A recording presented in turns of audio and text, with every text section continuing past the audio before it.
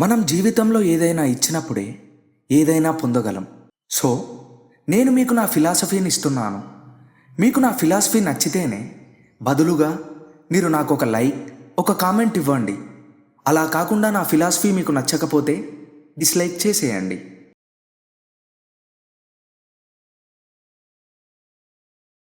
Hi friends, ఎలా ఉన్నారు?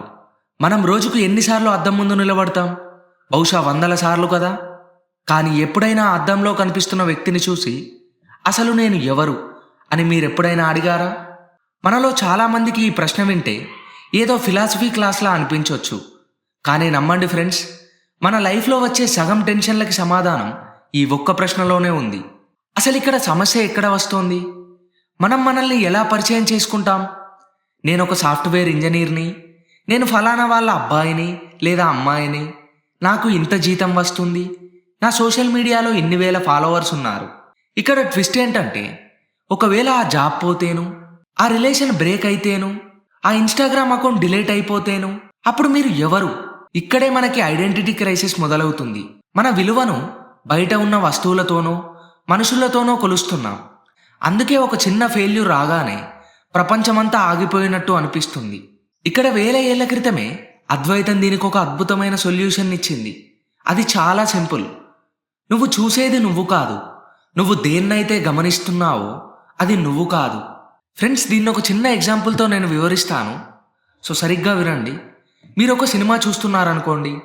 తెర మీద హీరో ఏడుస్తున్నాడు, విలన్ అరుస్తున్నాడు, వర్షం పడుతుంది, మంటలు రేగుతున్నాయి. కానీ ఆ సినిమా అయిపోయాక స్క్రీన్ తడిచిపోతుందా లేక కాలిపోతుందా? అలాంటిది ఏదీ జరగదు కదా. స్క్రీన్ అలాగే ఉంటుంది కదా. మీ జీవితం ఒక సినిమా అయితే మీ కష్టాలు, సుఖాలు, సక్సెస్, ఫెయిల్యూర్స్ అన్నీ ఆ తెర మీద బొమ్మలు మాత్రమే. ఇక్కడ మీరు స్క్రీన్ లాంటి వాళ్ళు, అంటే సాక్షి, ఒక అబ్జర్వర్ లాంటి వాళ్ళు. మనం సోషల్ మీడియాలో ఒక ఫోటో పెడితే దానికి లైక్స్ రాకపోతే ఎందుకు బాధపడతాం? ఎందుకంటే మనం మనల్ని ఆ ఫోటోగా భ్రమిస్తున్నాం.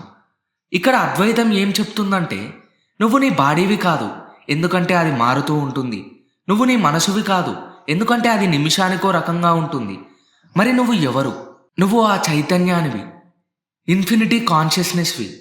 నువ్వు నీ పరిస్థితులు కాదు, నీ అసలు స్వరూపం అంతకంటే చాలా పెద్దది. ఈరోజు నుంచి ఒక చిన్న ప్రాక్టీస్ చేద్దాం ఫ్రెండ్స్. ఏదైనా ఫెయిల్యూర్ వచ్చినప్పుడు లేదా ఎవరైనా మనల్ని తక్కువ చేసి మాట్లాడినప్పుడు ఒక్క నిమిషం కళ్ళు మూసుకోండి.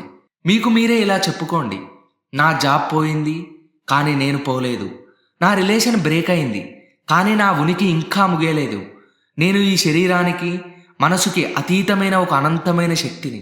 మీరు ఎవరో మీకు తెలిస్తే బయట ఉన్న చిన్న చిన్న అలలు మిమ్మల్ని ఏం చేయలేవు.